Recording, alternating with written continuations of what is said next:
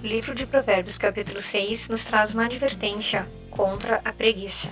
Vai ter com a formiga, ó preguiçoso. Considera os teus caminhos e sê sábio. Não tendo ela chefe, nem oficial, nem comandante, no estio prepara o seu pão. Na cega, ajunta o seu mantimento. Ó preguiçoso, até quando ficarás deitado? Quando te levantarás do teu sono? Um pouco para dormir, um pouco para toscanejar, um pouco para encruzar os braços e em repouso. Assim sobreviverá a tua pobreza, como um ladrão, e a tua necessidade como um homem armado. Analisando esse texto, nós podemos observar e personificar um preguiçoso. Então faz de conta que a gente está vendo o Senhor aqui falando com o preguiçoso. Observa a formiga, vai ter com a formiga. Como quem diz, olha para ela, aprende com ela. Olha os caminhos da formiga e seja sábio. Aprenda com o exemplo dela, aprenda observando a natureza. Não tendo ela chefe, nem oficial, nem comandante. Eu vejo que esse preguiçoso aqui nessa fala é uma pessoa que depende de um comandante para fazer as coisas. Certamente você conhece alguém assim. Se não mandar, não faz.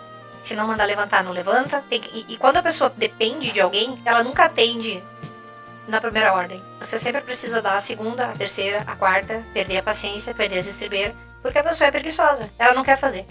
E ela vai tentar se livrar da obrigação de fazer a qualquer momento.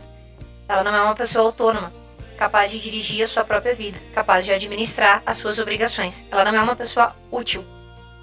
Ela não coopera. Não tendo a formiga chefe, nem oficial, nem comandante, prepara o seu pão. O que eu entendo com a formiga? No estio, prepara o seu pão. Ela é autônoma. Ela segue. Ela vai e prepara o pão. Ajunta o seu mantimento. Ou seja, ela sabe que lá no futuro ela vai precisar comer. Então, se ela consegue ajuntar o seu mantimento, significa que ela não passa fome. Ela tem um conforto. Ela consegue sobreviver em épocas difíceis. Diferente daquelas pessoas que não trabalham o mês inteiro. E quando chega no final do mês, não tem dinheiro para pagar a luz, não tem dinheiro para pagar a água. Mora de favor na casa dos outros, né? Não tem muitas vezes condições de ter o próprio pão. E aí quando você conversa, o que a pessoa diz? Ah, tá na mão de Deus. Não, não tá. Não tá na mão de Deus. Tá na mão de Deus o que a gente não pode fazer. Aquilo que nós podemos fazer está nas nossas mãos. Deus te capacitou, Deus te deu saúde e te deu talento. Algum talento você tem. Apesar das dificuldades, alguma utilidade você precisa ter. O texto segue dizendo: ó preguiçoso, até quando ficarás deitado? E aí eu vejo aqui um senhor que espera uma mudança de prática por parte do preguiçoso. Até quando ficarás deitado? Ele ainda não desistiu desse preguiçoso e ele adverte esse preguiçoso. Até quando ficarás deitado? Ô preguiçoso! Quando te levantará do teu sono, mas que tanto tu dorme, né? Em outras palavras. E sim, eu conheço pessoas que vivem para dormir. Aí eu converso. O que você fez no fim de semana? Eu dormi. Fim de semana eu gosto de dormir até meio-dia. Ah, é? Aí eu penso, nossa, essa pessoa deve trabalhar muito. O que você faz? Você é estivador? Você trabalha no campo, na lida, na capina, na enxada? Não, nada disso não. É um trabalho com pouco esforço físico. Eu só durmo mesmo porque eu só tenho domingo pra dormir. É o único dia que eu tenho pra dormir. E aí eu respondo, mas domingo é o único dia que você tem pra fazer tantas coisas. Você vai desperdiçar ele dormindo? Ah, mas dormir é bom. Sim, dormir é bom. Para a saúde do nosso corpo, em respeito ao ciclo circadiano, dormir é bom quando se dorme à noite. Quando se dorme durante o dia, sem dormir à noite, é muito mais prejudicial do que benéfico. Todo o meu respeito às pessoas que trabalham à noite e acabam tendo que dormir durante o dia. Inclusive, elas recebem uma diferença no seu salário porque elas estão prejudicando imensamente a sua saúde. E a maioria delas são obesas. Elas não conseguem estabilizar o seu metabolismo somente por conta dessa mudança no sono. Mas aí a pessoa diz pra mim, eu só tenho domingo pra dormir. E eu digo, mas você só tem o domingo pra fazer tantas coisas, aí você vai desperdiçar dormindo? A pessoa fica sem resposta, me acha uma chata e sai da conversa. E aí aqui o texto segue. Um pouco para dormir, um pouco para toscanejar, um pouco para encruzar os braços em repouso. Aí eu me pergunto, que tanto que esse preguiçoso repousa? Eu só consigo entender que uma pessoa assim, ela acaba doente. Eu entendo que existem pessoas que se encontram num estado de exaustão tão grande, de burnout, que elas precisam dormir muito, por um longo período para se recuperar. E aqui eu quero falar dos nossos professores, né? Eles trabalham muito, muito. Então eu conheço professores que no final de semana passam um dia na cama. Essa pessoa dorme o dia inteiro, no final de semana. Mas durante a semana ela levanta cedo, faça chuva, faça sol, e ela vai para a escola. E ela fica exposta a barulho, ela fica exposta a ruído, a uma responsabilidade enorme. Ela se comunica, ela fala alto, ela gasta energia. Ela chega em casa completamente zonza, sem paciência para sua própria família. Mas no outro dia ela tá lá de novo. E assim ela leva a sua vida por anos até que a sua tão sonhada aposentadoria chegue. Claramente não é um preguiçoso que está dormindo. É uma pessoa cansada. Por isso que é importante a gente não confundir.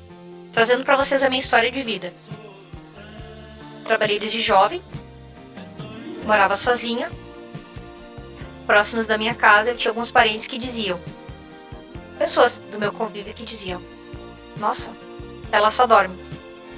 Saía de casa muito cedo. Chegava em casa umas 5 horas. Dormia até mais ou menos 6:30. Ia pra escola. E depois voltava 10 horas da noite pra escola. E o que eu escutava? Ela só dorme. Até que uma pessoa se levantou em meu favor e disse: no tempo livre, ela lê e depois dorme. Ela leva 2 horas para chegar pro trabalho, mais 2 horas para voltar do trabalho. Ela estuda, ela se sustenta, ela paga suas contas. Deixa ela dormir. Não confunda uma pessoa cansada com uma pessoa preguiçosa. Aqui a Bíblia chega a falar a respeito da formiga preparar o seu pão. Então, essa pessoa que está sendo chamada de preguiçosa, não prepara o seu pão. Não é uma pessoa que está cansada. Só é uma pessoa que está com preguiça. Porque a preguiça se difere do cansaço. Quem está cansado é porque trabalhou. E o cansaço faz parte da nossa vida. E a gente precisa descansar. A preguiça é um cansaço contínuo e merecido. Na verdade, não tem nada a ver com cansaço. É apenas um estado permanente de relaxamento, de despreocupação, em que a pessoa se torna um fardo para os que estão ao redor. Sim, ao lado de um sobrecarregado, sempre haverá um escorado. Acredite em mim.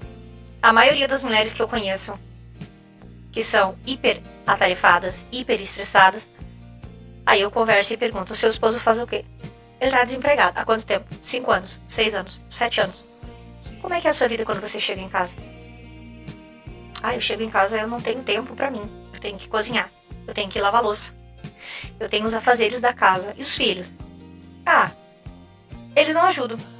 O resumo da conversa é: os filhos não ajudam, o marido está desempregado, ou o marido trabalha, mas não ajuda nas tarefas domésticas, e essa pessoa está sobrecarregada. Mas ao lado dela, existem preguiçosos, que não trabalham para estarem cansados, apenas estão preguiçosos, normalmente com o celular na mão. Pessoas improdutivas. Ou, maneira mais fácil de entender, inúteis, não produzem nada. O Senhor não nos fez para o ócio. O Senhor nos fez para produzirmos.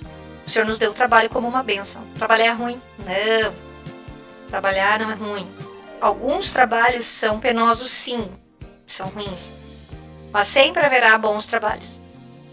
Vou dar um exemplo. Acreditem, eu adoro limpar minha casa.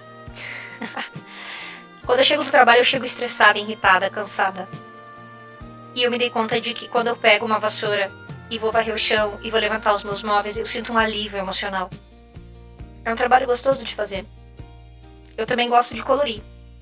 Eu adoro colorir, isso me traz prazer. É um trabalho. Eu gosto de ler. É um trabalho. Eu gosto de cuidar dos jardins e das flores. É um trabalho. Eu gosto de brincar com os meus pets. O que você está fazendo? Brincando com o meu pet. Eles precisam de amor e de atenção. Eu não tenho filhos. Logo, o meu trabalho também é brincar com eles. Eu preciso arrumar o meu roupeiro. Às vezes eu simplesmente olho, tiro as roupas, dobro e as guardo novamente. Isso é trabalho. Nem todo o trabalho está relacionado com o sustento. Mas o trabalho que se relaciona com o sustento é uma obrigação. A sociedade mudou. Nos tempos primórdios, os homens saíam de casa para trabalhar e as mulheres trabalhavam muito. Elas cuidavam da casa, elas cuidavam das vestes, elas cuidavam da comida e elas não tinham o conforto e as facilidades que nós temos hoje. Como uma mulher que não tem filhos, é muito comprometedor fazer uma crítica. Mas eu sou capaz de ouvir e de pensar. Vejo algumas mulheres dizendo: é muito difícil ter filhos. Dá muito trabalho. E aí eu me pergunto: conversa com a sua avó. Já conversou? Ah, como assim?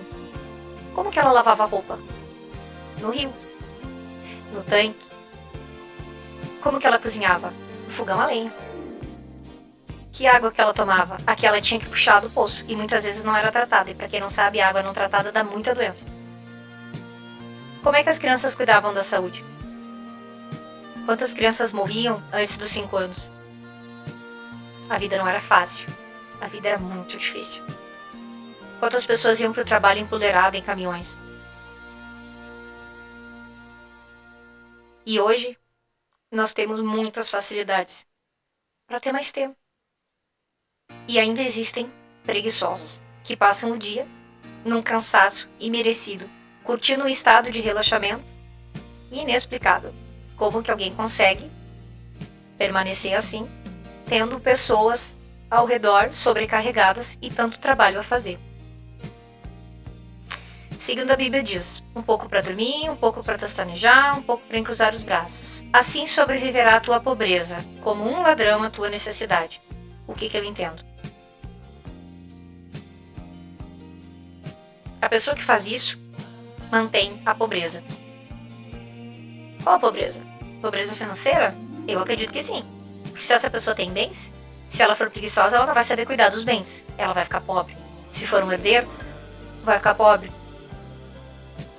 Se essa pessoa não tem nada, a preguiça vai alimentar a pobreza dela. E ela vai continuar sem nada.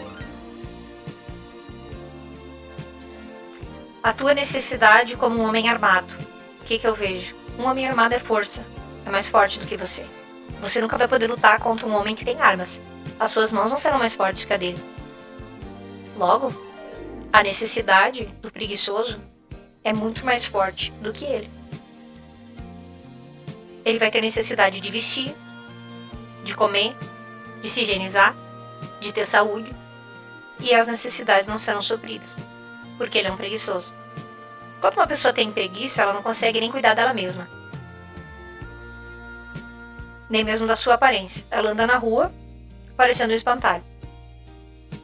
Porque a preguiça de cuidar da própria aparência foi maior.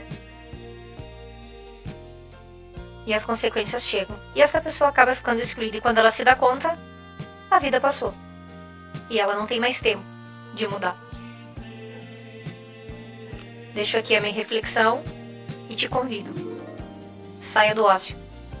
E invente bons trabalhos. Trabalhar não é só aquilo que você faz para ganhar o seu pão.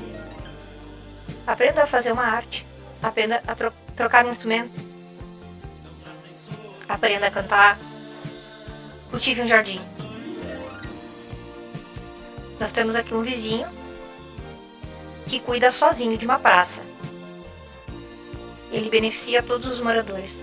Todo mundo sabe que esse vizinho tem muito dinheiro, tem bastante patrimônio, mas cedo ele acorda, faça frio ou faça calor. Ele pega a sua enxada e ele começa a lavrar a terra. Ele planta feijão, ele planta aipim, ele cultiva flores, a esposa dele cultiva rosas, ele recolhe os lixos. Também temos uma outra vizinha que alimenta os cachorros de rua. Muito cedo ela acorda, faça frio, faça calor, alimenta os bichos, cuida do terreno, constrói casinhas, toma os seus afazeres. No Japão é muito comum as pessoas se levantarem cedo para varrer a rua, varrer a calçada. Será que esse é um trabalho tão ruim? Movimentar os braços? Ocupe a sua mente, movimente o seu corpo. E com toda certeza você terá muito mais qualidade de vida. E sobretudo, passe tempo com Deus. Um grande beijo. Quem vos falou foi Juliana Valesco.